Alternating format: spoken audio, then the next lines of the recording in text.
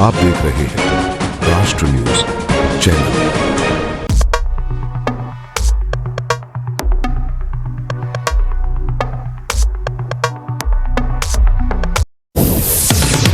मेवाड़ की बात। मैं ना पीएचडी होल्डर हूं और न ही मैं मेडिकल से हूं। 2021 के अंदर जब मैं सेंट्रल कोऑपरेटिव बैंक डूंगरपुर में काम कर रही थी और आदिवासी क्षेत्र में जो महिलाओं से मेरा जब मिलना हुआ, छोटे छोटे ग्रुप बनाकर उनको मैंने एक सशक्तिकरण की उस पर एक मोड़ पर आकर लेकर गई। उनके साथ बैठती, उनके साथ बातें करती, उनके साथ में कैसे आपको आगे बढ़ना है, कैसे साइन करना है, उनकी छोटी छोटी सुख दुख की बातें कि अपना घर कैसे चलाती हैं, अगर बच्चा बीमार हो जाए बच्चे को पढ़ना है तो कैसे करती हैं, और उनको एक तरह से एक मोटिवेट करा मैंने और उन्हें साइन करना सिखाया। ABCD आपको वो लिखना है कि आपको अपना नाम लिखना आ जाए और बैंक तक आकर उनको हस्ताक्षर सिखाने तक का काम मैंने करा। और आज मुझे बड़ी संतुष्टि है कि आज वो महिलाएं अपने ऐसे ग्रुप में बहुत अच्छा काम कर रही हैं। तो बहुत ज़रूरी है कि देश की आधी आबादी हमारी मातृशक्ति है, अगर वो सक्षम और संपन्न है तो मेरा देश आगे बढ़ने से कोई नहीं रोक सकता। उस समय डूंगरपुर तो बिल्कुल आदिवासी क्षेत्र में आता था और मैं अपने परिवार की दूसरी बेटी के रूप में मेरा जन्म हुआ और इससे पहले एक भाई होकर गुजर गया। जॉइंट परिवार था। तो मेरी माँ कहा करती थी, उस ज़माने की MA हिंदी थी, साहित्य के अंदर बहुत अच्छा अपना वर्चस्व रखती थी। घर का नाम रेखा ही था कि देखिए उस समय की सोच में, आज से आपको 1956 का मेरा बर्थ था, मैं उस 56 की बात आपको बता रही हूँ और मैं बड़ा गर्व करती हूँ कि 56 में मेरा जन्म हुआ। जब कहते हैं कि यार 56 वर्ड आज हमारे उसके अंदर बहुत फेमस है, तो कहते हीरा जाके पाना आया। मेरी माँ के ये शब्द थे कि मुझे पास पड़ोस या जो अपना जो जॉइंट परिवार है वो ये कहता था कि हीरा जाके पाना आया। वो जो शब्द थे, मैं जैसे जैसे बड़ी होती गई, मेरी माँ की वो जो शब्द थे वो मेरे लिए एक स्ट्रॉन्ग हथियार के रूप में तैयार हुए कि यार लोग कहते हैं कि हीरा जाके पाना आया। अगर मैं दूसरी बेटी के रूप में अगर मैंने जन्म लिया है तो मेरी माँ ने हमें उसी शिद्दत और उससे पाला कि मैंने वो सारी चीज़ें कि एक अगर बेटी अगर दूसरी नहीं अगर तीसरी भी है तो वो क्या समाज में कर सकती है, वो मेरी माँ के जो शब्द थे वो मुझे इसके लिए आगे के लिए प्रेरित करते रहे। समाज में ऐसी कई शख्सियत होती है जो अपनी एनर्जी के जरिए समाज में सकारात्मक मैसेज देते हुए लोगों को आगे बढ़ाती हैं। ऐसी शख्सियत में कुछ ऐसे नाम भी होते हैं जो कभी फ्रेम में सामने तो नहीं आते हैं, लेकिन दिन रात एक करते हुए समाज के लिए अपने जीवन का कीमती वक्त लगा देते हैं। कुछ इसी तरह के उदाहरण आज जब हम समाज में देखते हैं तो उनकी एनर्जी इस बात के लिए भी यहाँ प्रमाण हो जाती है या इस बात के लिए भी जानी जाती हैं कि वे अपने जीवन का बहुत बड़ा कर्म, बहुत बड़ा वक्त और बहुत बड़ा उद्देश्य समाज को समर्पित करना चाहते हैं। कुछ इसी तरह के नामों में जब हम बात करते हैं तो राजश्री गांधी का नाम भी यहाँ प्रमुखता से लिया जाता है। राजश्री गांधी आदिवासी इलाके के डूंगरपुर जिले से आती हैं और आपने शिक्षा दीक्षा के बाद बैंकिंग से अपने कैरियर की शुरुआत की और रिटायरमेंट के बाद भी वे सामाजिक सेवाओं को समर्पित हो गई। अब जब सामाजिक सेवाओं का यहाँ हम जिक्र करें तो चाहे वह ब्लड डोनेशन की बात हो या फिर महिला उत्पीड़न की बात हो या समाज में किसी भी तरह के समसामयिक घटनाक्रम की हो, यही नहीं वे प्रकृति से भी बेहद लगाव रखती हैं। ये तमाम क्वालिटी आज इनमें जब हम देखते हैं तो समाज के लिए ये इसी तरह के उदाहरण सकारात्मक एनर्जी के साथ कहीं न कहीं एक बड़ा उद्देश्य तय कर जाते हैं। बहुत अच्छा है। मैं सबसे पहले तो आपका चैनल का और आपका धन्यवाद देती हूँ कि आप पधारे और आप मेरी एक छोटे से वागड़ क्षेत्र की महिला की जीवनी को आप आज इतने बड़े मंच पर ले जा रहे हैं जी। और मैं सोचती हूँ कि ये मेरी जो जीवनी है वो समाज की महिलाओं के लिए तो रहेगी, लेकिन समाज के यूथ के लिए भी एक प्रेरणास्पद रहे, जी। ऐसा मेरा बिल्कुल अब विचार रहेगा। मेरा एक स्लोगन है जो परमानेंट है कि आज़ाद रहिए विचारों से, बंधे रहिए संस्कारों से, लेकिन आज़ादी की उड़ान इतनी ऊंची भी ना हो कि संस्कारों की ज़मीन खिसक जाए। जी। तो बिल्कुल है कि आज़ाद रहिए विचारों से, बंधे रहिए संस्कारों से। हमारा चयन हो गया सेंट्रल कोऑपरेटिव बैंक डूंगरपुर में। जी। 2015 को रिटायर्ड हो गए। जी।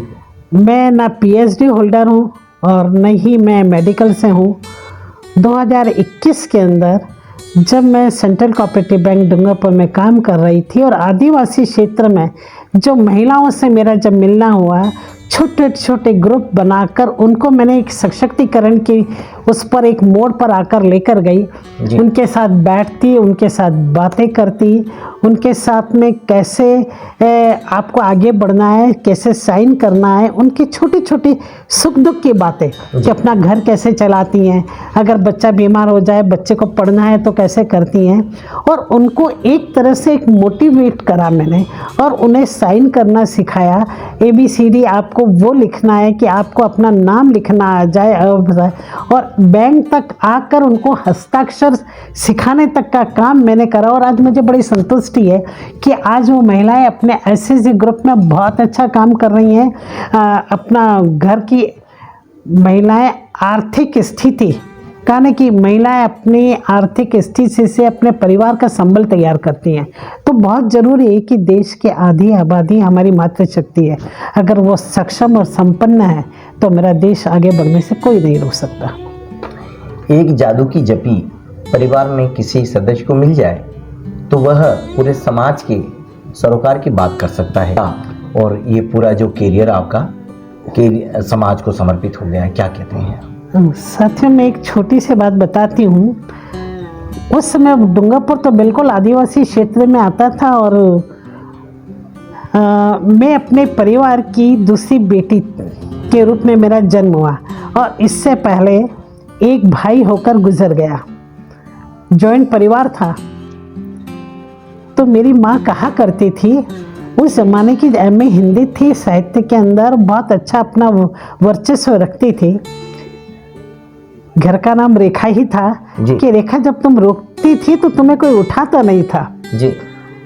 और लोग कहते थे जब जॉइंट परिवार था कि देखिए उस समय की सोच में, आज से आपको 1956 का मेरा बर्थ था, मैं उस 56 की बात आपको बता रही हूँ, और मैं बड़ा गर्व करती हूँ कि 56 में मेरा जन्म हुआ। जैसे कहते हैं कि यार 56 वर्ड आज हमारे उसके अंदर बहुत फेमस है, तो कहते हीरा जाके पाना आया।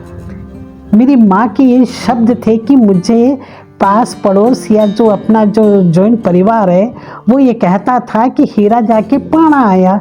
तो कहते, और जब तुम रोती थी तो तुम्हें परिवार में कोई उठाता नहीं था, तुम रोती रहती थी। एक माँ थी जो लगता था कि नहीं यार मेरी बेटी है, मैंने इससे जन्म दिया है।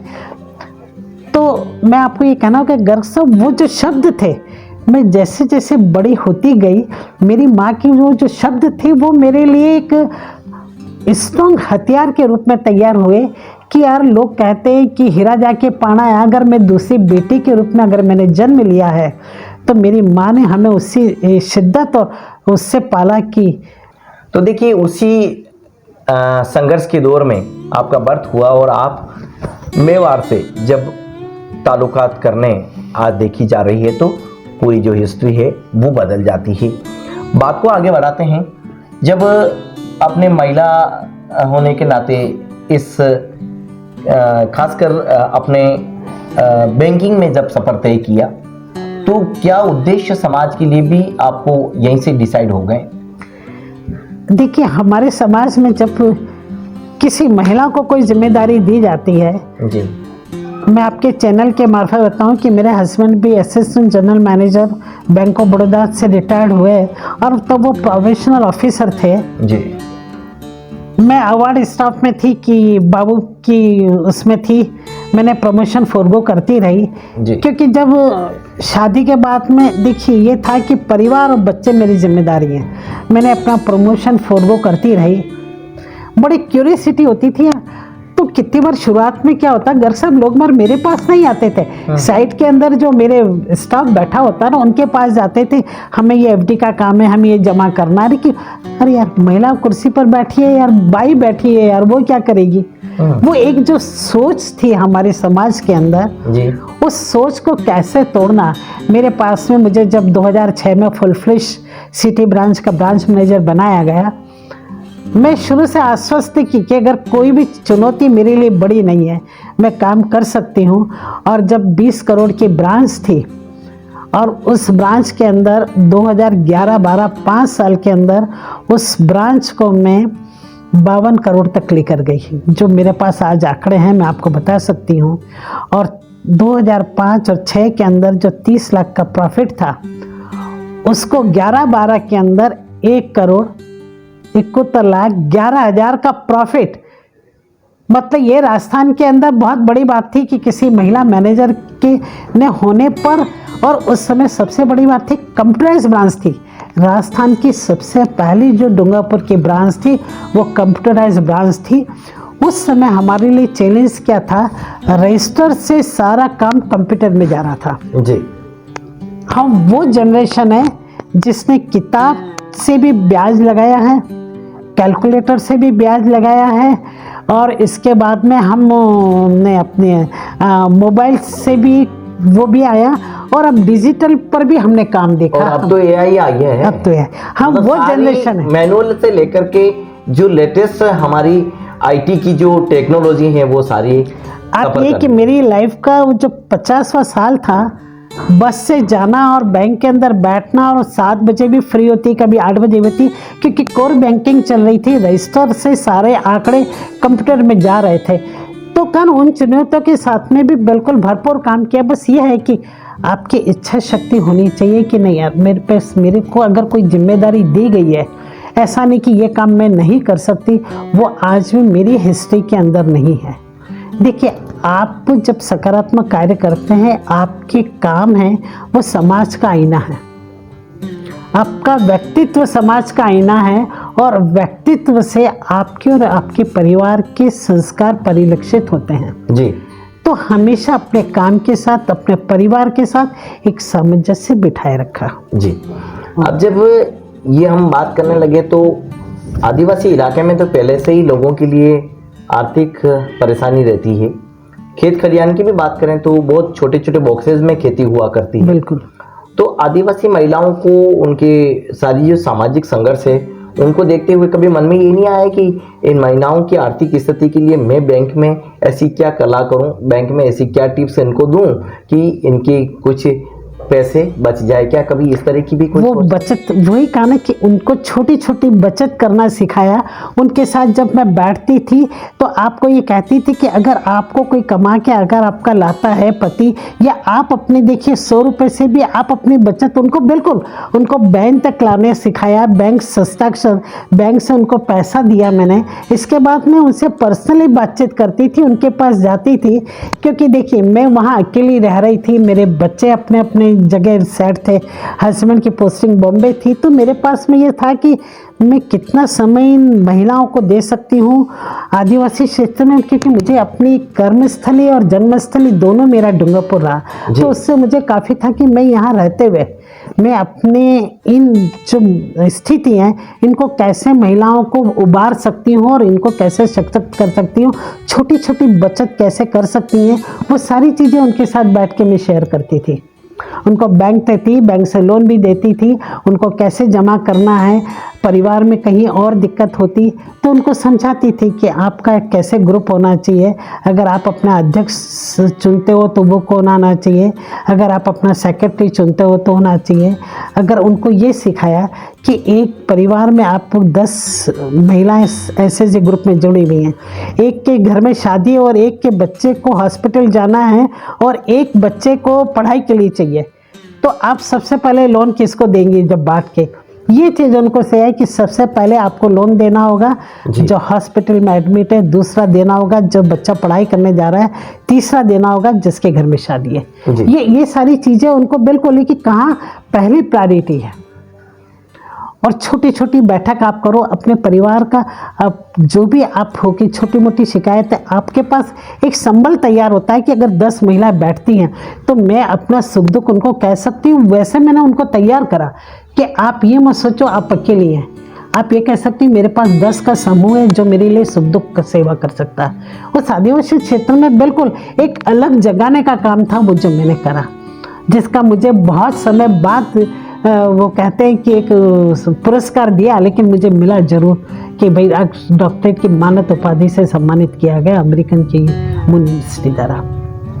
अब जब वागड़ से मेवाड़ तक का सफ़र तय हुआ, शादी भी हुई, पारिवारिक परिस्थितियाँ चाहे जो भी लाख रही हो, लेकिन बेटे आज विदेश में नौकरियाँ कर रहे हैं और यहाँ रहते हुए सामाजिक सेवाओं को हम अंजाम दे करें। तो अगर हम पारिवारिक स्थिति की बात करें तो यहाँ क्या कहना चाहेंगी राजश्री मैम? देखिए, परिवार आपका सबसे पहले है। हम जब समाज में काम करते हैं तो मैं आप सबसे कहती हूँ कि लक्ष्मण रेखा उस दिन भी थी और लक्ष्मण रेखा आज भी है जी। 40 साल मुझे बैंक ने तनख्वाह दी, एक स्टेटस दिया। मेरे हस्बैंड का हमेशा ये रहा कि आपने परिवार और समाज, परिवार को समय दिया, बच्चों को समय दिया। अगर सेवानिवृत्त हैं और अगर आप चाहती हैं कि मैं अब समाज के लिए कुछ करूं, तो हमेशा मेरे पति का एक जो बैक और एक सहयोग है। क्योंकि देखिए, अगर घर में हमारी जो एक पारिवारिक स्टेशन, अगर पति का सहयोग मेरे साथ ना हो तो मैं ये सारा काम नहीं कर सकती जी।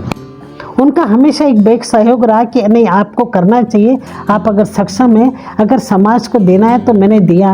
मेरे दोनों बच्चे, बेटी लंदन में है, बेटा गुड़गांव में, दोनों अपने परिवार में स्वस्थ हैं, अपना पारिवारिक कर चल रहे हैं। तो मुझे लगता है कि नहीं, मेरे पास को समाज को देने का अगर समय है, अगर मैं 8-10 साल जो भी दे सकती हूँ तो मुझे समाज को देना है, मुझे समाज से कुछ लेना नहीं है। तो मैं लगातार भारत विकास परिषद की पहली महिला विश्व सचिव रही। जैसे ही रिटायर्ड हुई, मुझे भारत विकास परिषद ने पहली महिलाओं जो राजस्थान दक्षिण प्रांत की प्रांत अध्यक्ष बनी, 44 शाखाएं संभाली। तब लोग कहते थे बाई है, कैसे संवाद करेगी, कैसे प्रवास करेगी।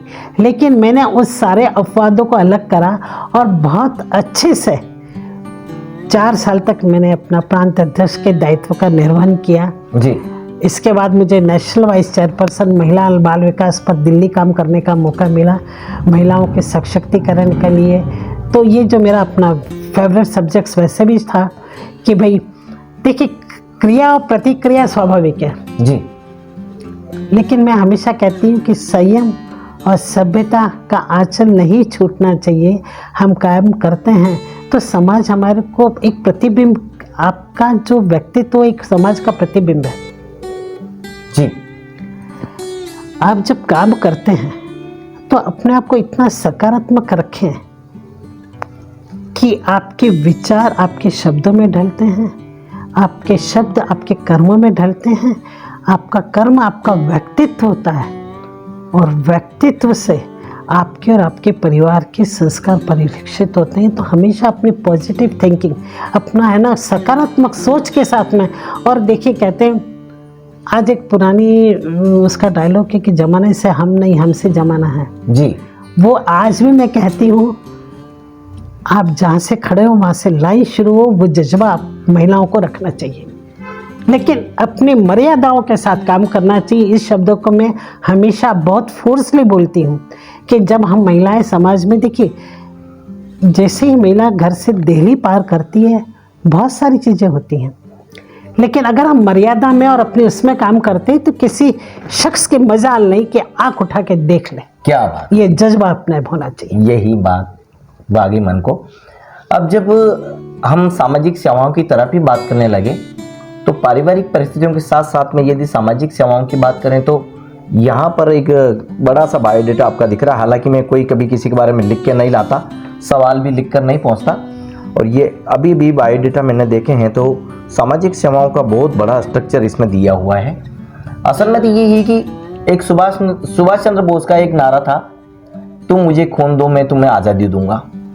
समाज में सामाजिक बुराइयों से, विभिन्न बीमारियों से इंसान जकड़ा हुआ है और उन बीमारियों से आज़ादी दिलाने के लिए राजश्री मैडम तो खून, यानी कि तुम मुझे खून दो मैं तुम्हें आज़ादी दूंगा, यानी कि तुम मुझसे खून मांगो और मैं तुम्हें खून दूंगी, इस थ्योरी पर काम करते हुए रक्तदान के लिए भी, रक्तदान बिल्कुल ब्लड डोनेशन के लिए पूरा अवेयरनेस प्रोग्राम चला रहे हैं। बहुत ज़्यादा कि देखिए, रक्तदान महादान, इससे बड़ा कोई दान नहीं है। जिस चेहरे के साथ आप जन्म लेते हैं वो आपके अधिकार क्षेत्र में नहीं, लेकिन जिस चरित्र के साथ, जिस व्यक्तित्व के साथ, जिस कृतित्व के साथ आप इस दुनिया को छोड़ते हैं, तो जीने के बाद भी और जीने के साथ भी आप कोई ना कोई ऐसा कार्य करें, और रक्तदान से बड़ा कोई दान नहीं है। तो मैं आपको ये बताती हूँ कि 7 फरवरी बसंत पंचमी, और आज मुझे इस बात के लिए 5 साल हो गए हैं कि मैंने अपना बॉडी डोनेट, अंगदान नहीं, पूरी body donate RNT medical college को घोषणा भी कर सकी हूँ। मुझे संकल्प पत्र भर चुकी हूँ, सर्टिफाई हो गए कि आपने देहदान कर लिया है। कि रक्तदान ही नहीं, मैंने तो देहदान भी कर दिया है कि अपना, कि देखिए जीने के साथ भी और जीने के बाद भी, अगर मैं जीते जी नहीं और मरने के बाद भी अगर मेरा शरीर किसी काम आ सकता है तो इससे बड़ी कोई और बात। अच्छा, उसमें कुछ ऐसा भी कोई सेलेक्ट हुआ है कि कोई डोनेशन, यानी कि ऑर्गन डोनेट का भी कोई ऑप्शन रखा है? जी बिल्कुल, अगर आप अपनी बॉडी डोनेट नहीं करना चाहते हैं, लेकिन आपकी डेथ के साथ में अगर आप कोई ऑर्गन भी अगर देना चाहते हैं, तो देखिए ये भी अभी बहुत ज़्यादा कितने एक्सीडेंट होते हैं, और वो ऑर्गन देना भी आपका बहुत बड़ा, मैं कहती हूँ कि ये तो आपने अगर किसी को जीते जी या जाने के बाद भी अपनी आँखें दान कर दी, अरे यार, तो आप तो ये कहो कि आप जाने के बाद भी कोई आप दुनिया देख रहे हैं। नेत्रदान महादान में तो कहती हूँ ये सारी चीज़ें और ये अवेयरनेस हम धीरे धीरे, मैं ना तो मेडिकल से हूँ, ना मैं PhD हूँ, ना मैं डॉक्टर हूँ, लेकिन इंडियन रेड क्रॉस सोसाइटी की मेडिकल कन्वीनर में ही हूँ। मैं सबसे ज़्यादा मेडिकल अभी इसकी शपथ हुई है, अभी इसकी नहीं, मुझे इसको काम करते हुए 3-4 साल हो गए, है ना। और मेडिकल कैंप लगाती हूँ सारे डॉक्टर। अभी आपको कुछ एक और कोई सेगमेंट में अभी भी जोड़ा? जी, अभी मुझे आपको लेटेस्ट RNT मेडिकल कॉलेज ने मुझे महिलाओं के लिए जो यौन उत्पीड़न, जो शिकायतें हैं, सेक्सुअल हरेसमेंट है, चलो इस पर तो हम आएंगे, ये बहुत बड़ी बात करने वाले हैं। वापस उस पर आ जाते हैं। ब्लड डोनेशन की समाज को बहुत जरूरत है और कालाबाजारी तो हो ही रही है। अच्छा, रोकने के लिए सारी चीजें बना सकते हैं, लेकिन ब्लड बना नहीं सकते, सबसे बड़ी बात है। और अगर जो भी ब्लड डोनेट कर रहा है तो कहते तुरंत उसका ब्लड, और कहते हैं कि ये लोगों को भ्रांति है, आप जब ब्लड डोनेट करते तो कई बीमारियों से आप निजात पाते। बिल्कुल, आपके जो गंदा ब्लड है वो अगर लग रहा तुरंत नया ब्लड तैयार हो रहा है, तो आपके अंदर यह है कि कई बीमारियों से निजात पा रहे हैं। और हर व्यक्ति को अपनी लाइफ के अंदर, मेरे से छोटे ब्रदर हैं रजनीश गांधी, वो अब तक 92 बार ब्लड डोनेट कर चुके हैं। Very nice. वो कह रहे कि परिवार के अंदर ये होना चाहिए। हम अपने बच्चों को भी कहते हैं कि महिलाएं भी दे सकती हैं, पुरुष भी दे सकते हैं, बस ये है कि उनका हीमोग्लोबिन होना चाहिए, वो कोई किसी बीमारी से ग्रसित नहीं होनी चाहिए, इम्यूनिटी प्रॉपर होनी चाहिए उनकी। क्योंकि सबसे बड़ी बात है, दुनिया में सारी चीज़ बन सकती, ब्लड नहीं बन सकता, और इस देश को हमारे बहुत ज़रूरत है। तो ये तो मैं आज आपके इस मन से सबसे हाथ जोड़ के अगर प्रार्थना करती हूँ, और अगर कोई मेरे पास आप नंबर अगर देंगे, तो कोई भी अगर ब्लड डोनेशन का कैंप होता है तो हम सबसे ज़्यादा सारी व्यवस्थाओं के साथ, और RNT मेडिकल कॉलेज की टीम आती है बाकायदा सारी व्यवस्थाओं के साथ में, और इसके बाद में उनको अगर फल फ्रूट जो भी होता है तो हम पूरा केयर करते हैं जी। अच्छा, यहाँ पर एक खबरदार उनको भी कर दीजिए जो ब्लड की, खून की चोरी, काला बाजारी ये सब करते हैं। अगर राजश्री मैडम उनको खबरदार करेगी तो किस अंदाज में करेगी? बिल्कुल, देखिए ऐसा है कि ईमानदारी से, अगर चोरी का कोई वो नहीं, मैं तो सिर्फ ये कहती हूँ कि हालात वो ना रखे जो हौसले बदल दे, हौसले वो रखें जो हालातों को बदल दे। आप ये चोरी छोड़ दीजिए भाई। ज़िंदगी के अंदर बहुत सारे पुण्य कमाने के तरीके हैं। आप इस तरह की काला बाजारी, कम से कम इंसान की कीमत वो नहीं है कि आप इस काला बाजारी करके और किसी के जीवन मूल्यों के साथ आप खेल करें, वो गलत बात है जी।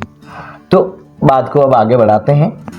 यहाँ आपने जब ब्लड डोनेशन की बात की और ऐसी कई जिंदगियां हैं वो संवर रही है, और जब आप तो खुद ही देह दान की घोषणा कर चुकी हैं, तो क्या इसके दौरान कोई घर वालों का ऑब्जेक्शन नहीं था? क्या इसकी सहमति मिल चुकी कि नहीं आपने जो स्टेप उठाया वो बहुत बेहतर है समाज के लिए? कोई क्या परिवार का रिएक्शन था यहाँ पे? जी देखिए, मेरे पति हैं। सबसे पहले मेरे ये काफ़ी सालों से मेरे मन में बात थी जी कि जब मैं समाज को पूर्णतः समर्पित हूँ जी, तो मैंने उनसे कहा कि मेरे मन में ये बात है। देखिए, हम पति पत्नी में अगर ये कहें कि बहुत ही एक बहुत शानदार तालमेल है। मैं कहती हूँ, मेरे पति से हमेशा ये कहती हूँ, आज से 40 साल पहले मेरी इंटरकास्ट मैरिज थी और अरेंज मैरिज, इंटरकास्ट और अरेंज मैरिज। हम दोनों बैंकर थे, लेकिन जिस सूझबूझ से मेरे पति और हमने आगे काम चलाया, तो उन्होंने कहा देखिए आपने अपना जो निर्णय लिया, हम बच्चों से भी पूछे। मैं ये सवाल आपको जान करके नहीं पूछना चाहता था, इसका जवाब आपके सवाल से मिल गया मुझे। और उन्होंने सहर्ष मेरी चीज़ को स्वीकार किया, है ना। और मैंने बच्चों से ये कहा कि देखिए, जहाँ हमारी भारतीय संस्कृति में पिना, मैंने कहा अगर पापा का है तो वो तुम्हारी जिम्मेदारी है, लेकिन माँ, मैंने कहा मैं तो वैसे भी दूसरे घर से आई हुई हूँ, मेरी अपनी पसंद है, तुम्हें हाँ करना है तो ठीक है। तो नहीं, दोनों बच्चों ने कहा कि नहीं माँ, आप जब समाज के लिए इतना काम कर रही हैं तो हम खुद भी इसमें हमें अपने आप में गर्व महसूस होता है कि हमारी माँ ने कोई अगर समाज के लिए स्टेप उठाया है तो हम गर्वित महसूस होते हैं। और मेरे पति ने मुझे बिल्कुल बहुत अच्छे से कहा कि मेरी पूर्ण सहमति है। और इसके बाद ही मैंने RNT मेडिकल कॉलेज से संपर्क करा और उन्होंने संकल्प जो भरना था भर के दिया। और इसके बाद में मेरी तो एक बड़ी इच्छा है कि अब तक जो बॉडी डोनेट करने का जो संकल्प ले चुके हैं, उनकी पूरी लिस्ट MP के अंदर अभी आपने देखा कि जिन्होंने अपनी बॉडी डोनेट करने का है, उनको एक अलग से एक सम्मान दिया जा रहा है।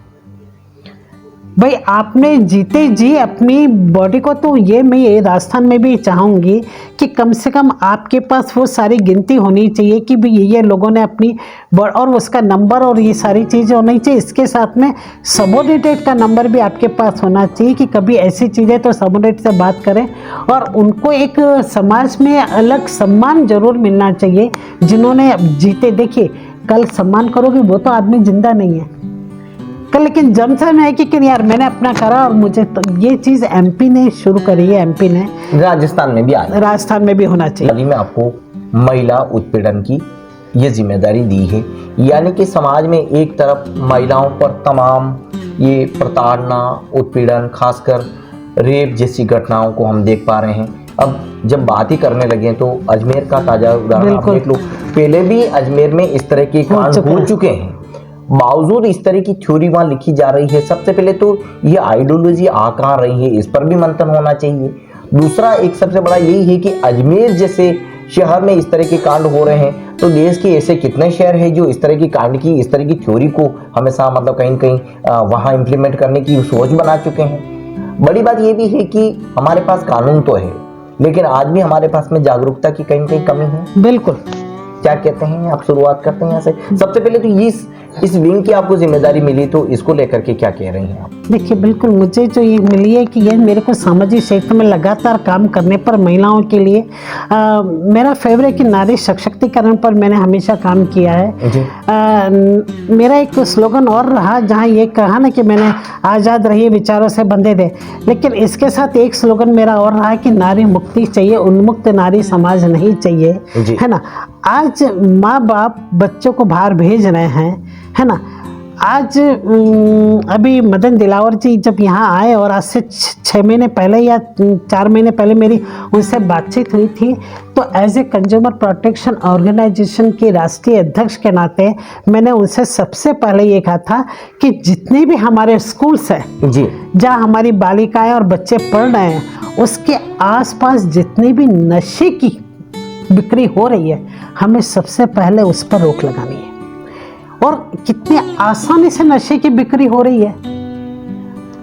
बच्चा घर आता है, देखिए ये माँ बाप की जिम्मेदारी भी है कि उससे कहीं भी लगता है कि यह मेरा बेटा और मेरी बेटी में कहीं भी परिवर्तन दिख रहा है तो उससे तुरंत साफ।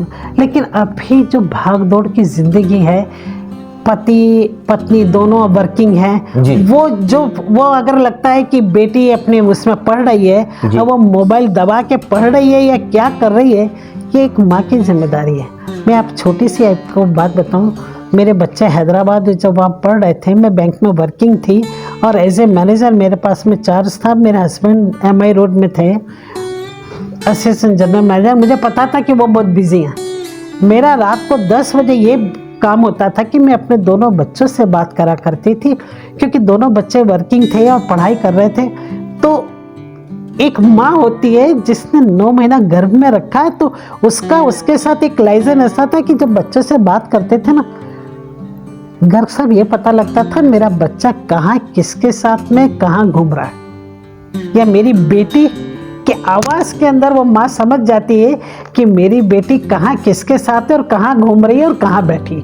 ये माँ होती है। अब वाली माँओं ने खुद नहीं अपने आप में बदला हुआ है। अब स्थिति समाज की ये कह रहे हो, आज 30 और 35 साल वाली माँ ये कहती है मुझे स्पेस चाहिए जी। कहाँ समाज जा रहा है?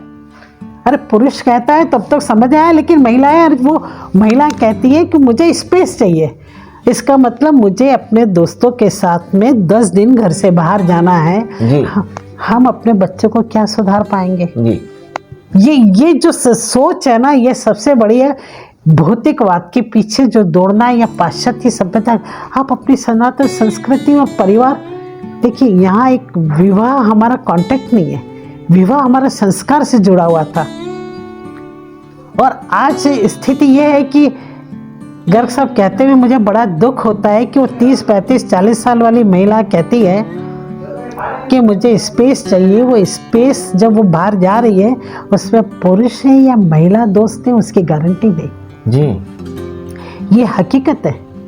आज मैं किसी उसका नाम नहीं लेती। आज मैं क्लबों की हालत जो देख रही हूँ जी, महिलाएं जो पहनावा पहन रही हैं, जो खुद पहन रही हैं, वो अपने बच्चे को क्या कहेंगी?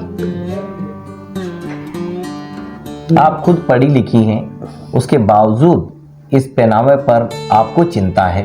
मतलब समाज के लिए ज़रूर से अभी से सोचने की वक्त है।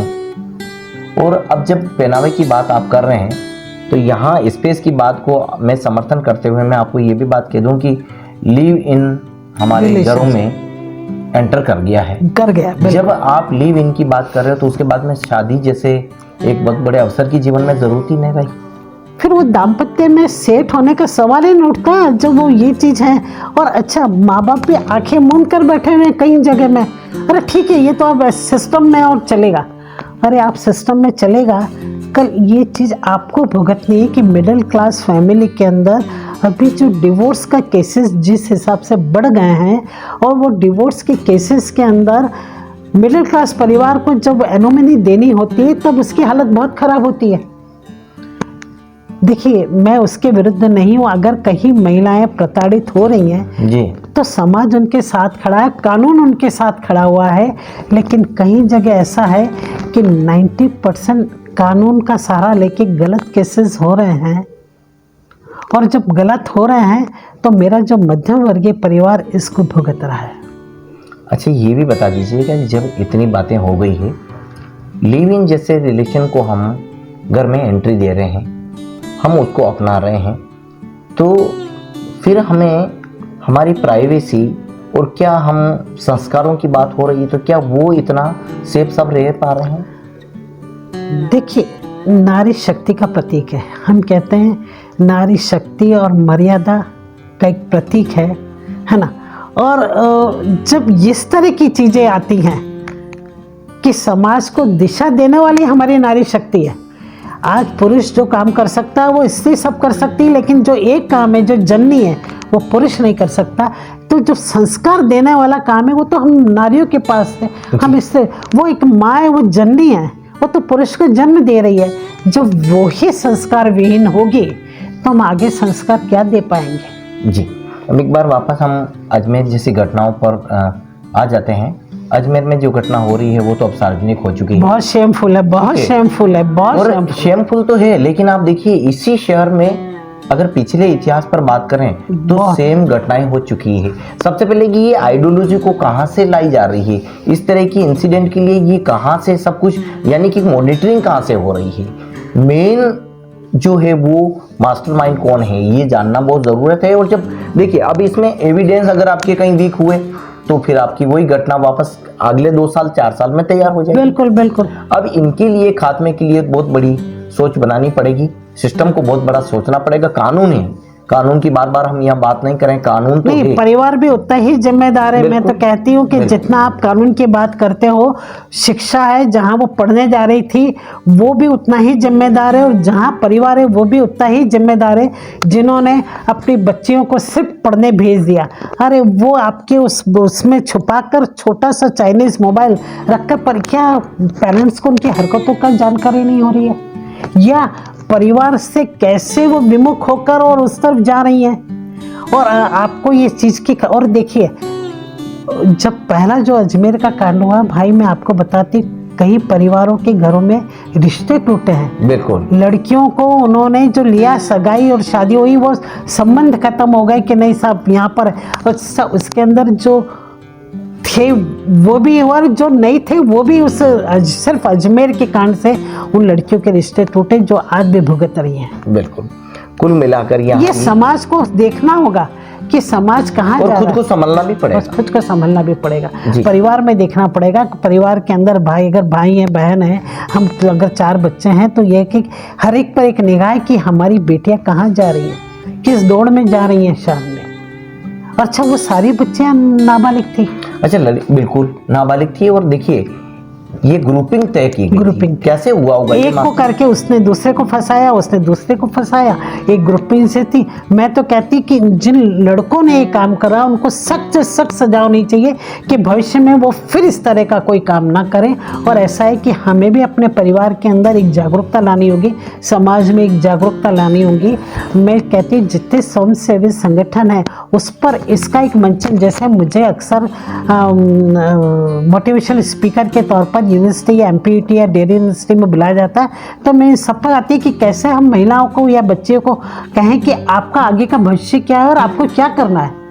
जी, ये इस पर स्वयंसेवी संस्थाएं, उनको भी खड़ा होना पड़ेगा कि हम उस विचारधारा पर या जो भौतिक संपत्ति उस पर हम ध्यान रखें। जी, अब यहाँ ये बात भी आ जाती है कि जब उत्पीड़न के केस बढ़ रहे हैं, लेकिन कहीं कहीं ऐसी गंदी मानसिकता वाले लोग भी हैं कि वे न बच्ची को देख रहे हैं, न लड़की को देख रहे हैं, न महिला को देख रहे हैं। यानी कि महिलाओं के प्रति जितना यौन शोषण का हथकंडा यहाँ अपनाया जाए उतना यहाँ देखा जा रहा है। तो अब तो कानून तो है, क्या इसको स्ट्रिक्टली इम्प्लीमेंट करने की आवश्यकता आ पड़ी है, तभी सबक मिले शायद लोगों को बहुत स्ट्रिक्टली, ताकि 1-2 पर जब स्ट्रिक्टली जब तक नहीं करेंगे तब तक ये फिर वो ये कहना कि केसेस चलते जा रहे हैं, केसेस चलते जा रहे हैं, और वो ऐसे छूट गया, वो ऐसे छूट गया। इस पर बहुत स्ट्रिक्टनेस होनी चाहिए। मैं तो बिल्कुल, कानून है, कोर्ट आपके पास है, बावजूद आप मतलब हाथ पर हाथ ऐसे ही रखे हैं।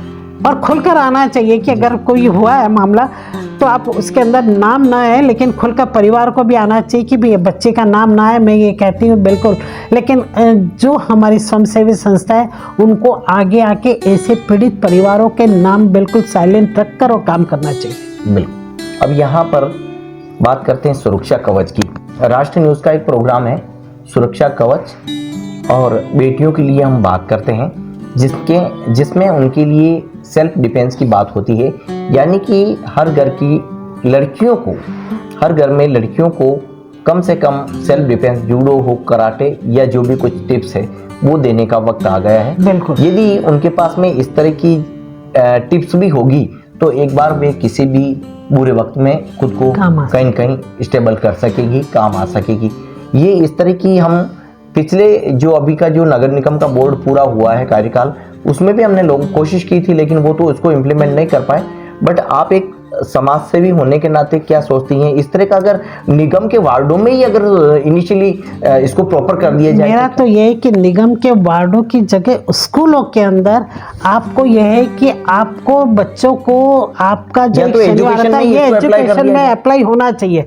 और हम जैसे संस्थाएं संगठनों में काम थे तो कितनी बार हमने इन शिविरों को लगाया है। हमारे को चेतना भाटी में उनका बड़ा धन्यवाद अदा करती हूँ कि उन्होंने हमेशा अपनी वो भेजी है और हमने इस तरह के संगठन बनाकर और लड़कियों को तैयार किया हुआ है।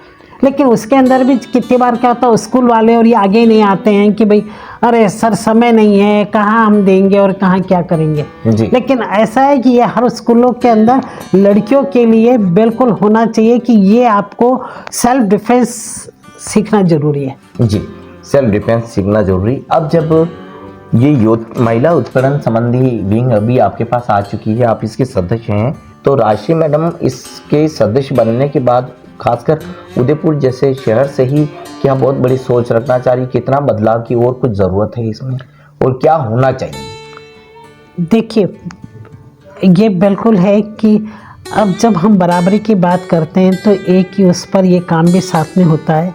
लेकिन कितनी बार क्या होता है कि महिलाएं जब काम करती हैं ना और पुरुषों के एक छोटे मोटे तीखे व्यंग कहने को वो उसमें भी नहीं आता है, लेकिन वो बड़ी विचलित होती है कि उसे परिवार की आर्थिक स्थिति का संबल भी बन रही है, काम भी कर रही है ना। लेकिन मैंने आपसे क्या कहा, आप काम करते समय देखिए, मैं भी जब थी तो मैं पूरे उसमें अकेली थी। लेकिन जहाँ कहीं भी आपको लगता है कि लक्ष्मण रेखा पार हो रही है जी, आप अपना दुर्गा का रुद्र रूप से, आपके पास तो क्या कि सरस्वती आपके पास है, रानी दुर्गा आपके पास है, शक्ति आपके पास में है और लक्ष्मी भी आपके पास में। आपको किस बात की, आप तो वो तीनों से सर्वगुण संपन्न हो।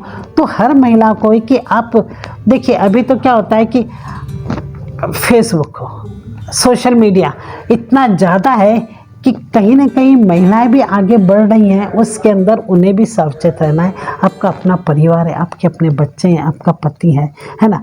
आपको अपने सिस्टम से काम करना। और कहीं भी आपको ऐसा लगता है कि यार मैं जब कार्यस्थल पर मेरे साथ ज़्यादती हो रही है ना, तो आप उसकी शिकायत करें ना, तो समाज वो बिल्कुल आपके साथ, कानून आपके साथ खड़ा हुआ है। लेकिन आप अगर स्टेप बढ़कर उसको सामने वाले को अगर आप आवेदन दे रही हैं तो ये तो बहुत अपने आप में गलत बात है। हमेशा समाज, देखिए, चाहे वो परिवार के साथ हो, चाहे कार्यस्थल के साथ में, आपके साथ में कुछ भी, तो कानून हमेशा महिलाओं के साथ खड़ा हुआ है इतना। लेकिन खुलकर आपको आना तो पड़ेगा ना, कहना तो पड़ेगा ना। बिल्कुल, सबसे बड़े कहना तो पड़ेगा ना।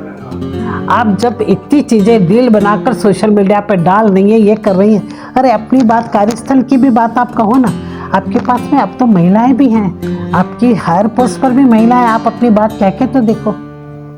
और नाम आपका साइलेंट रहेगा कहीं नहीं, लेकिन कहीं ना कहीं इसका निकलता है। लेकिन ऐसा है कि वो नहीं, मैं अपनी शुरुआत नहीं करूँगी करके चुप रहने वाली जो बात है, या कहीं ना कहीं समाज के अंदर एक अवमानना वाला मामला है तो करके चुप रहना तो नहीं यार। आप अपनी बात खुल के कहें।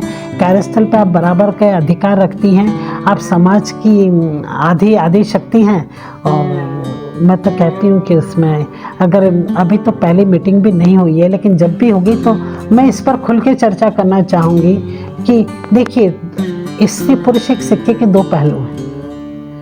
हम पुरुषों से भी कह कि किसी, देखिए, आपने किसी महिला को आहत करता, कल आपकी बहन बेटियां भी तो हैं, आप ये क्यों नहीं सोचते जी? अच्छा, कई बार समाज में ऐसा सवाल क्यों उठता है, चाहे वो 0.1% भी लोग हो, लेकिन ऐसा कहते हैं कि साहब हमको सेक्स एजुकेशन को फ्री कर लेना चाहिए, तो ये इस तरह के इंसिडेंट है वो खत्म हो जाएंगे। क्या, मुझे ये नहीं लगता ये सवाल आपसे क्यों पूछना पड़ रहा है, लेकिन फिर भी कई बार हम इस तरह की बातें सुनते हैं। हमारे संविधान में न तो इस तरह की बात को हम स्वीकार कर सकते हैं, और कम से कम भारतीय समाज में तो ये सब पॉसिबल नहीं है। बावजूद उसके आपने भी कहीं शायद सुना हो या फिर कोई इस पर चर्चा भी हुई है ना। लेकिन मुझे नहीं लगता, देखिए, हमारा भारतीय समाज एक सनातन संस्कृति और उसको, और हमारे यहाँ सारी चीज़ सिस्टम पर है। तो मुझे नहीं लगता है कि क्या स्कूलों में सेक्स एजुकेशन की ज़रूरत है। हमारा तो एक परिवार है, हमारे तो परिवार में ये सारी चीज़ें बहुत अच्छे से माँ बाप उसको समझा सकते हैं। मुझे नहीं लगता है कि इसके लिए अलग से सेक्स एजुकेशन की ज़रूरत है। अब आज समाज को बिगाड़ने का काम है। आज भी कोई कोर्ट का इस तरह का कोई एक रिएक्शन था। ये बात कही जा रही कि भाई यदि कोई नाबालिग लड़का लड़की भी है 18 साल से कम उम्र का और वो प्रेम संबंध अगर उसमें बंधे हैं, प्रेम संबंध में हैं, तो आप उनको आरोपी नहीं बना सकते हैं। आप उनको मतलब ये इस तरह की एक उसमें टेक लाइन को मतलब टेक किया गया था। मतलब कोर्टों के भी कई बार इस तरह के दलीलें वाले मामले आते हैं कोर्ट में, यानी कि जो जज साहब है वो भी कई तरह की इस तरह की रिएक्शन देते हैं। तो हम कम से कम क्या इनको क्या देखते हैं? देखिए, ये हमारी न्याय जो पालिका है या न्याय प्रणाली है, ये कहते हैं कि है ना, उनको चैलेंज करने की बात तो नहीं, लेकिन जहाँ मेरी संस्कृति की बात आती है, मैं इन चीज़ों को बिल्कुल इससे परिवार टूट रहे हैं, इससे कोई आपका इन सब चीज़ों से कुछ बेहतर हो रहा है तो हम चलो उसके कहते, लेकिन इन सब चीज़ों से परिवार टूट रहा है। मेरे जो युवक जिनको क्या पूरा देश संभालना है, युवा भ्रमित हो रहा है। अरे उनके कंधों पे मेरा भारत देश तो 65% युवा है, सबसे युवा देश है, और वो अगर ऐसे भटकेंगे नशे के अंदर और इसके अंदर तो फिर क्या होगा? कैसे सोने की चिड़िया तैयार होगा? कैसे गौरवशाली भारत तैयार होगा?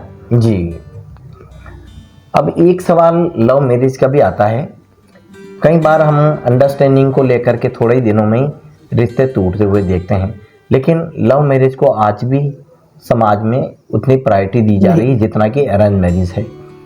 वक्त तो बदला है, काफ़ी चैलेंजेस भी आए हैं, और आफ्टर कोविड बात करो तो हम खुद अपने आप को भी स्टेबल नहीं कर पा रहे हैं। इसी में लव मैरिज को लेकर के वर्तमान में जो चैलेंजेस है, कितना तो सही आप मानते हैं लव मैरिज होनी चाहिए, कितना आप ये परसेंट मानते हैं कि नहीं व्यक्ति की अगर अरेंज मैरिज हो तो ही ठीक है, या फिर लव कम अरेंज, इस पूरे सब्जेक्ट पर या इस पूरे क्वेश्चन पर आप क्या सोचते हैं? नहीं, देखिए, अभी जो समय चल रहा है, मैं इसमें ये कहती हूँ कि कितनी बार क्या होता है, माँ बाप भी होते हैं कि यार बच्चे जब बड़े हो गए, वर्किंग हो गए, तो सोचते हैं कि अगर आपकी चॉइस है तो वो क्या कहते हैं कि यार बच्चे ने अगर 2 साल 3 साल उसे समझा है तो वो पीछे हट जाते हैं। क्यों? कि कल अगर बैठा ना बैठा तो कल सारी जिम्मेदारी हम पर आ जाएगी। आज सबसे बड़े माँ बाप की सोच ये हो गई है कि अगर इनकी अपनी चॉइस है, अगर इन्होंने साथ काम करा है तो वो इन्हें परमिशन दे देते हैं। लेकिन मैं मेरे साथ में इसके साथ में कि हम अगर लव मैरिज है तो कोई दिक्कत नहीं है, लेकिन वो क्या एक ही उसके अगर होते हैं तो ज़्यादा बेहतर है।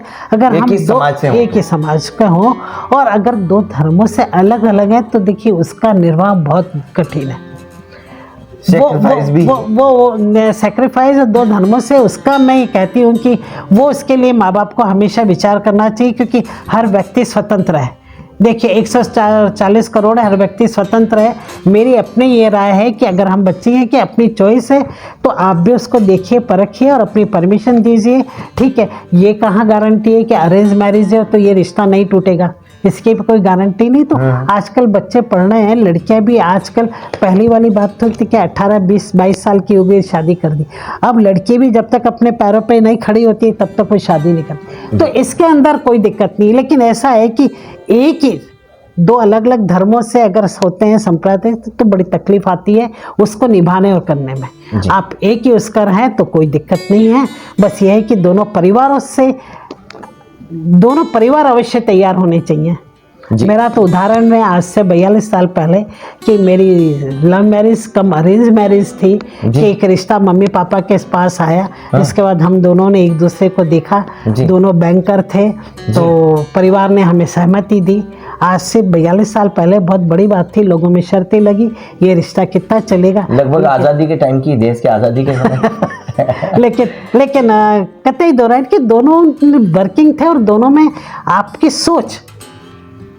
मैं आज कहती हूँ कि मेरी जो इन-लॉज है कोई मुकाबला नहीं, मेरे देवर वगैरह, आज हम देरानी जेठानी अपनी बहनों की तरह रहते, किसी से कोई नहीं, कोई प्रॉपर्टी का चक्कर नहीं, कुछ नहीं। अपने कहा ना कि व्यक्ति का, अरे कुछ चीज़ मेरे जब हमारी शादी हुई तो मेरी माँ कहा करती थी सूरज और चांद की जोड़ी है जी। उन्हें लगता था उनकी बेटी तेज है और दामाद बहुत शांत थे, तो कहती थी कि वो मुझे सूरज मत कहती, सूरज और चांद की जोड़ी है। जिस दिन मेरी विदाई हुई, घर साहब आप मानो ना, मेरी माँ ने ये कहा, जी, आज मैं तुम्हें विदा कर रही हूँ इस घर से। आज भी जब माँ की वो लाइन सुनती ना तो मेरे रोंगटे खड़े होते हैं कि आज तुम्हें इस घर से विदा कर रही हूँ। जी, जिस दिन भी आओगी अपने पति के साथ आना, और अकेली आई तो मेरे घर के दरवाजे बंद है। जी, क्या बात है। मतलब वो माँ थी। और आज क्या चल रहा है, आज दही जमाएंगे, आप उंगली करते रहोगे तो दही जमेगी क्या? नहीं जमेगी, है ना। आपने बेटी को भेज दिया है ना, आप साल भर थोड़ा तो निश्चिंत रखो, उसको सेट तो होने दो। एक पौधा उखाड़ कर अगर हमने 20 साल बाद कहीं और लगाया तो उसको हवा पानी और सारी चीज खाद दो, उसको जमने तो दो। जी, बेटी को 2 महीने नहीं होंगे, फोन लगे व्हाट्सएप पे क्या बन रहा है, अच्छा सास पिक्चर देखने गई है, ननद घूमने गई है, तो रसोई में पिस क्यों रही है। मतलब ये बातें, बेटियों का घर तोड़ने में अगर मैं ये कहूँ जी, कि पीहर वाले कहीं पीछे नहीं हैं। आप उसे जमने तो दो, उसको सेट तो होने दो। समझ। देखो टकराव कहाँ नहीं होता है, आप 2 विचारधाराओं वाले एक जगह होंगे, लेकिन टकराव के साथ भी वो प्यार है, वो उमंग है। बिल्कुल, वह घर भी अपना ही होना चाहिए। तो आज जब मेरी माँ ने, तो ये चीज मेरी बेटी भी जब लंदन गई,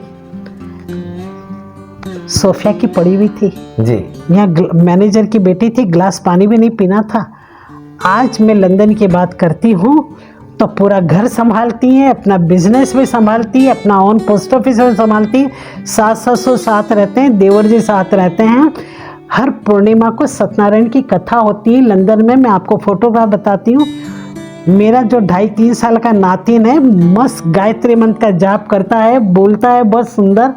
और कहने की वो संस्कार, आज हम यहाँ रह के संस्कारों को छोड़ रहे हैं, और वो लंदन में रहते भी पिछले लगातार 30 सालों से मेरे समधी प्रदीप जी सूद लंदन से इंडिया आते हैं, रामदेवरा का भंडारा करते हैं। क्या बात है। ये संस्कार है।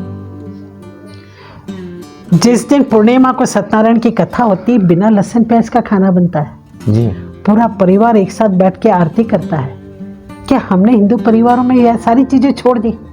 नहीं, हमारे तो बच्चे आ रहे, ये तो तुम बूढ़ों का काम, हमारा है ही नहीं। वहां वो मेरे जो समधी हैं, वो अपना 5 साल के नातिन के साथ में बैठ के आरती करते हैं, ताकि उसको वो बराबर धोख लगता है। हम धीरे धीरे हमारी संस्कृति परंपराओं से दूर होते जा रहे हैं, सामाजिक मूल्यों से, आस्थाओं से दूर होते जा रहे हैं। भाई किसी भी देश की महिलाओं की आर्थिक स्थिति देखनी हो ना, उसकी मतलब देश की संस्कृति देखनी है, तो वहाँ की महिलाओं की आर्थिक स्थिति देखी जाती थी कि वहाँ की महिलाएं कितनी सक्षम और सकुल है। जी, भाई किसी देश की खुशहाली की वहाँ की संस्कार, संस्कृति, भारतीय मूल्य, परंपराओं का, आस्थाओं का संरक्षण और संवर्धन, ये मेरे देश। जी, आज सनातन संस्कृति में आज 50 करोड़ लोग अगर प्रयाग जाकर आए, तो कहीं ना कहीं हमारी संस्कृति हमें जीवित है तब ना। जी, मैं न जा पाई, लेकिन मैं लोगों से कहती हूँ अगर आप वहां गए तो उसका जल और मिट्टी जरूर लेकर आना, प्रसाद लेकर आना। ये हमारी संस्कृति है। जी, क्योंकि हमारी परवरिश वैसी हुई। जी, आज उस लंदन के अंदर अगर मेरे समधी जी हैं, वो जब अगर ये होली अष्टमी होती है, करवा चौथ होता है, और वो सारी चीज़ों का निर्वहन करते हैं। हमारी बेटी की शादी जब वहाँ हुई लंदन, हमने साल भर बेटी को ये नहीं पूछा ईमानदारी से कि भाई कैसे, क्योंकि यहाँ तो नौकर चाकर थे, वहाँ सारा काम सेल्फ करना था। लेकिन आज मैं गर्व करती हूँ कि उस परिवार की धुरी है वो। जी, जैसे उसने अपना, कहती है मेरी अपनी सास के लिए कहती है, माँ आपसे लाख गुना मेरी सास अच्छी है। और हर माँ ये सुनना चाहती है, कहती देवी है।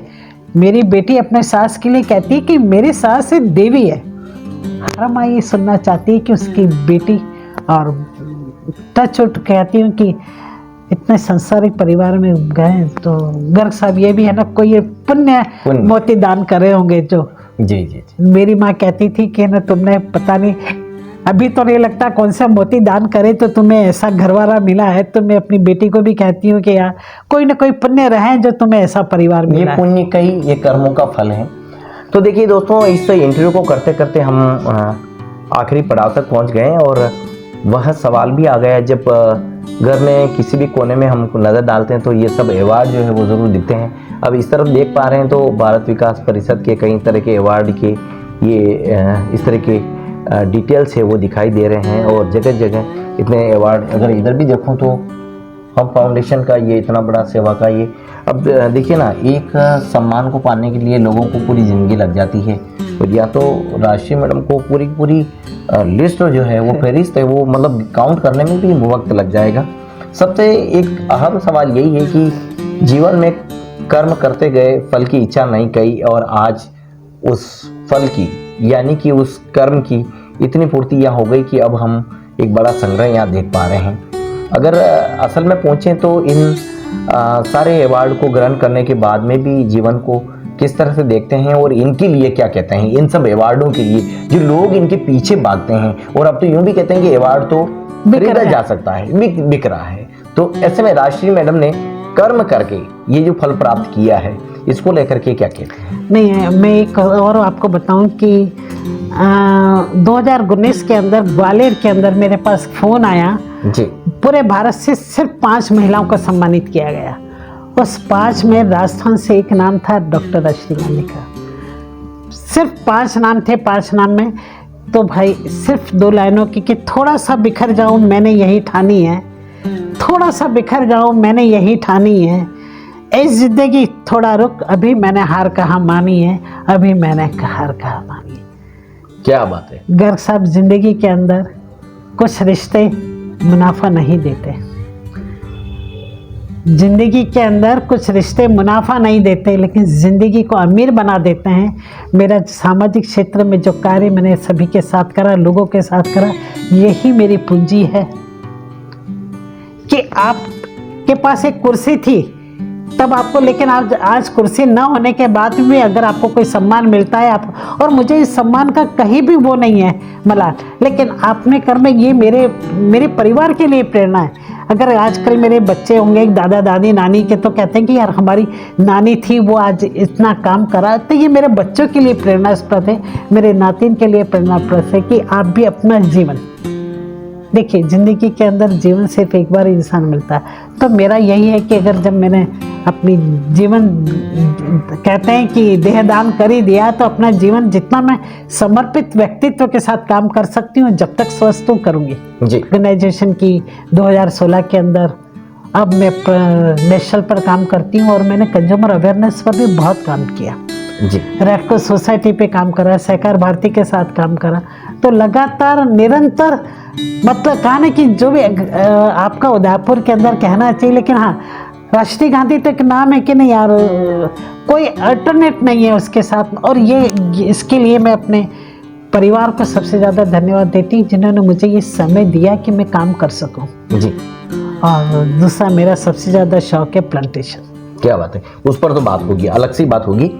अब एक अहम सवाल, कुंभ तो अब खत्म हो रहा है और हर कोई उस कुंभ में आस्था की डुबकी तो लगा रहा है। जो लोग नहीं जा पाए हैं उनको भी कहीं कहीं तो थोड़ा बहुत ही होता है कि हम नहीं जा पा रहे हैं। लेकिन आज हम जिस आत्मिक संतुष्टि के लिए बात करते हैं, कर्म को क्या आप कुंभ से कितना कंपेरेटिव करती हैं? यही जीवन कुंभ है और यही कर्म है वह कुंभ बन जाता है। कितना आप मानव जीवन को सरल और इजी गोइंग और डाउन टू अर्थ लेने की जरूरत अभी समाज में महसूस कर रही हैं? घर साहब, आपके प्रश्न में आपने उत्तर भी दे दिया कि देखिए यही कर्म आपका कुंभ है। बिल्कुल सही है। आज मैं न जा पाई तो मुझे ये मलाल नहीं है कि मेरी परिवार की स्थितियां या मेरा स्वास्थ्य वो अनुकूल नहीं था, लेकिन अगर मैंने मेडिकल कैंप कर लिया या मैंने ब्लड डोनेशन कैंप करा, वो भी एक कुंभ है। और इसके बाद भी मैंने कहा जो वहाँ गए वो मुझे पानी लाकर भी दे देंगे ना, तो मेरे लिए एक संतुष्टि है।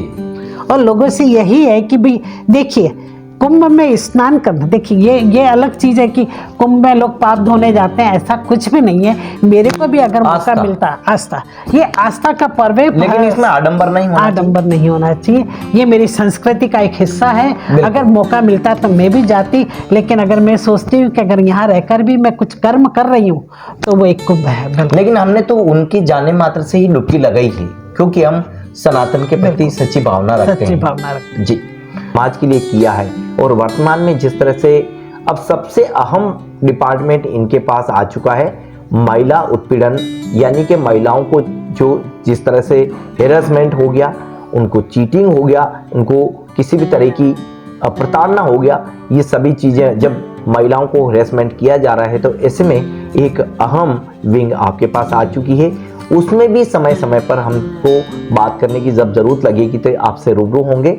लेकिन इस कंटेंट को लेकर आप क्या सोचते हैं, ये चैनल के कमेंट बॉक्स में ज़रूर रिएक्शन करिए। जब हम इंटरव्यू करने बैठते हैं तो कोई टाइम की लिमिट इसलिए नहीं होती कि ऐसे व्यक्तित्व के साथ में टाइम को हम बाउंड नहीं कर सकते हैं। यदि हम टाइम बाउंड करेंगे तो ऐसे व्यक्तित्व की जो बातें हैं वो आप तक अधूरी पहुंचेगी। खैर, बहुत लंबी बातें हो गई, आपने बड़ा वक्त हमसे साझा किया। बहुत बहुत धन्यवाद आपको जी कि आपने मुझे ये सब चीज़ें कहने को, पूरी लाइफ रिकॉल होती है इससे। जी जी। और यहीं ये कहेंगे कि ये जिंदगी जरा रुक, अभी तो मैंने कहा हार मानी है, थोड़ा सा बिखर जाऊं, मैंने यही ठानी है, जिंदगी थोड़ा रुक, अभी मैंने हार कहाँ मानी है। बहुत बहुत धन्यवाद आपको। एक नए कंटेंट के साथ फिर आपसे मुलाकात होगी, तब तक के लिए धन्यवाद। लेकिन ये सेगमेंट आपको कैसा लगा, इस सेगमेंट के बारे में और कम से कम मैम के लिए तो एक कमेंट ज़रूर कमेंट बॉक्स में आप दे दीजिए, ताकि अगले कंटेंट में यदि हम बात करेंगे, सेगमेंट में बात करेंगे, तो वो विचार भी मैम से फिर साझा हो जाएंगे। धन्यवाद। मेवाड़ की बात आप देख रहे हैं राष्ट्र न्यूज चैनल।